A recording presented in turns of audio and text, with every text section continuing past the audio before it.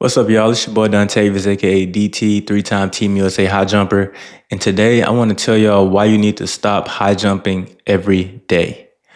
All right, so when we think about the high jump or just anything that requires an excessive amount of force production or that puts a lot of stress on our body, there's not many things in this world. There's probably almost nothing that we can do every day that's going to put us under a tremendous amount of stress physically. And even when we think about this concept mentally, there's not many things that we can do that's going to put us under that mental and physical stress that we can do every day and not eventually have a breaking point, right? So that same concept is true in the high jump. When you high jump every day, over and over and over and over again, eventually you're going to have a breaking point and something is not going to go right, right? So first thing I want to start off talking about is why the body needs time to recover, okay? So in high school, my high school did not have a high jump pit. So I had the benefit of getting full recovery between opportunities when I was able to jump, which was most of the time just at the meet or maybe one time per week, right? But had I had a high jump pit at my school, I probably would have been jumping every day like a lot of high school athletes tend to do, all right? So athletes, we don't need to be jumping every day. Parents, we don't need to have our athlete jumping every day. If they're doing that, you got to help them monitor it, right? So let's just think about this. So the body needs time to recover. And like I said, I was fortunate enough, little did I know, I was fortunate to not have a pit at my school because I would have been jumping so consistently, right? So it's best to at least have, 1 day minimum. So if you have a jump day on Monday, Tuesday rest, and a jump day on Wednesday or something, 1 day minimum. But for me personally, I like to have 2 to 3 days rest in between jumping, like an actual physical jump day where we put an excessive amount of force into the ground to give our body time to recover, right? Because let's say I jumped on Monday, right? And I just had a really big jump day. I jumped, a good amount of times, 8 to 10 or 8 to 12 times, put a lot of force into the ground, got some good looks, right? On Tuesday, I'm going to be feeling the effects of that. My body is going to be a little bit broken down. It's probably going to be trying to recover itself. Then on Wednesday, the body is going to pretty much be whipping itself back into shape, right? So you had a day when you were sore. Then you have the day after the day that you were sore when it's kind of coming back, right? And then Thursday, so we went Monday jump, Tuesday sore, Wednesday coming back from soreness, and then Thursday, boom, we jump again, right? That's how I like to approach it, right? But for athletes who are in high school, a lot of times they're jumping on Monday, they're jumping on Tuesday, then Wednesday, then Thursday, and then they might rest on Friday and meet on Saturday. So they got 4 or 5 days of jumping on their legs before the competition, and they wonder why they can't jump any higher. And most times it's impressive what they're doing because they're still jumping the same heights they usually jump after jumping 4 or 5 times in a week. Right? So we want to be looking at having 1 day minimum rest in between, or in two to three if you have the opportunity to push it like that. But at minimum, Monday then Wednesday, or Monday then Thursday. That is what I would recommend in order to keep your body in the correct shape, right? Without overexerting.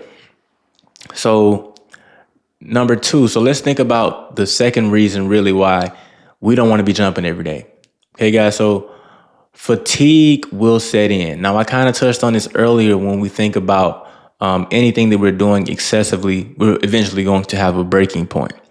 So if you were to think about something like a bodybuilder or something, right? A bodybuilder has to train consistently, right? But a bodybuilder can't hit the weight room and hit the same muscle every day.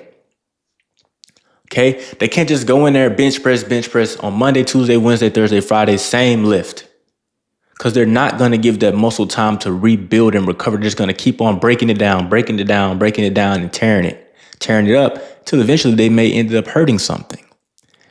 right? Or tearing something because it's not recovered. The only way, let's think about the concept of building muscle. When you go and train and work out, or let's say we're working on chest and you bench press, when you the days when the muscle gets built is not when you're lifting it.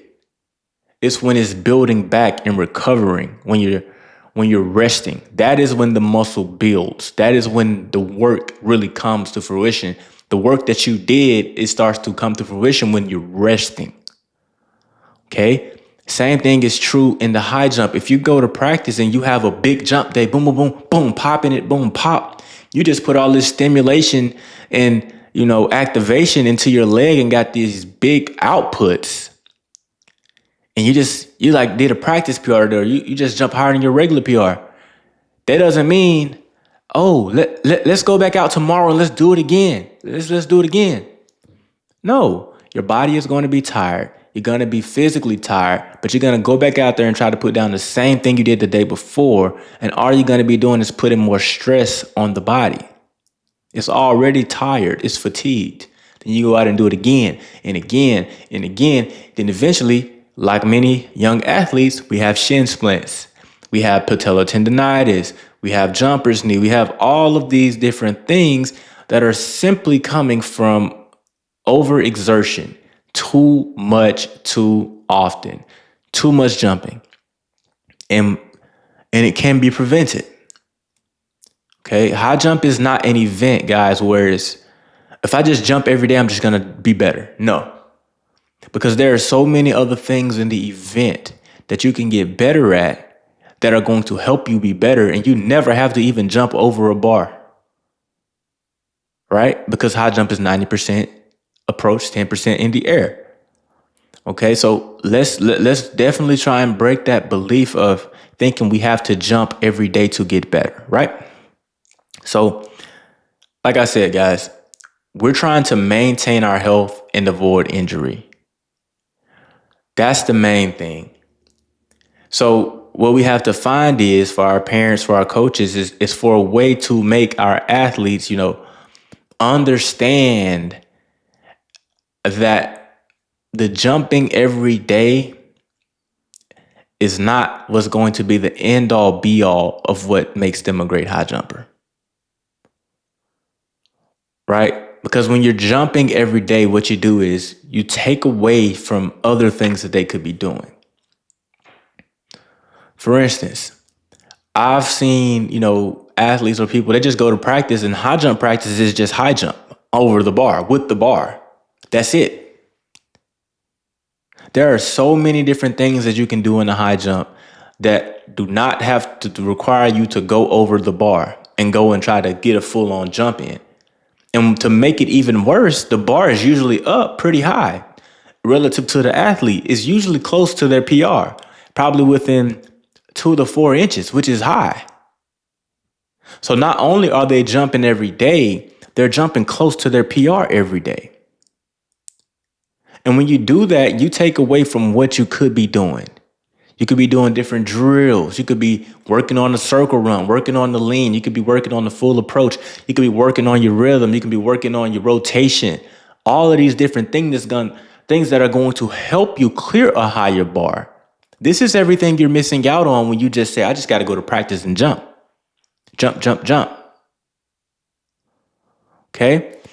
So let's just look at this event as the bigger picture, and let's just say, look at the bigger picture of this event and understand high jump is just not all about high jump. I hate to say it that way, but that's the truth. There are so many different things, guys. Mindset, mental training. So just to go back through some of these, why we need to stop high jumping every day, guys. So number one, our body needs time to recover. Okay, and just to touch back on this a little bit, we got to understand, if we ever want to be a great high jumper, we have to take rest. If we want to get stronger in the weight room, we have to take rest. If we want to do plyometrics better, we have to take rest. You have to take a rest. Because if you don't take a rest, you know what happens. You burn out. You're going to burn out mentally or you're going to burn out physically. And when you burn out physically, sometimes that looks like body can't take it anymore and something doesn't go well for us. We get a little aches, bruise, or some type of injury, or something that's consistently nagging us, like a shin splint, right? Or the jumper's knee. Something that's going to consistently nag us. That's what happens when you don't take risks. And now you're trying to react to something by trying to recover and say, oh, I just got to ice it now. When what you should be doing is trying to prevent it. And that's probably the bigger picture of this entire video. The reason why we don't want to jump every day is because we're trying to prevent the second order consequence of jumping consistently and putting force into the ground every day.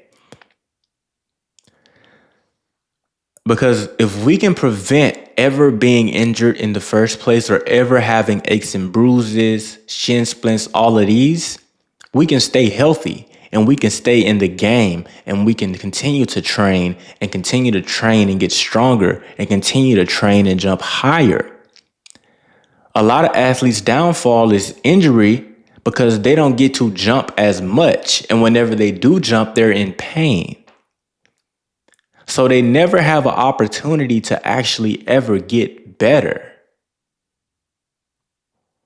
Right? Because every time they get back out there, they're just working with what they have. So as a parent, as a coach, our entire goal is to keep our athlete healthy so they can train as long and as consistent as possible. Right? So maintaining that health and avoiding injury should be every athlete's main goal. Because steady progress is so much better than one quick hit. Because one quick hit can be there and gone. And it's over with. Because you just practice jumping every day, boom, boom, boom, boom, boom. And then, okay, finally you hit it. But now you're injured. And now you got to take some time off. Or you get to stay in the competition with aches and bruises and you're jumping when you can. Versus someone over here whose PR may be much, much lower. But over time, they just stay healthy. They jump moderately, maybe 2 to 3 times a week total. With 1 to 2 days rest in between, they jump, boom, they get a little better every day. A little better every day. Eventually, this person surpasses the person who was already at the top because this person was jumping over and over and over and having to manage different aches and bruises on a consistent basis. So steady progress is better than a boom and then stay paused while this person is still steadily progressing. Okay?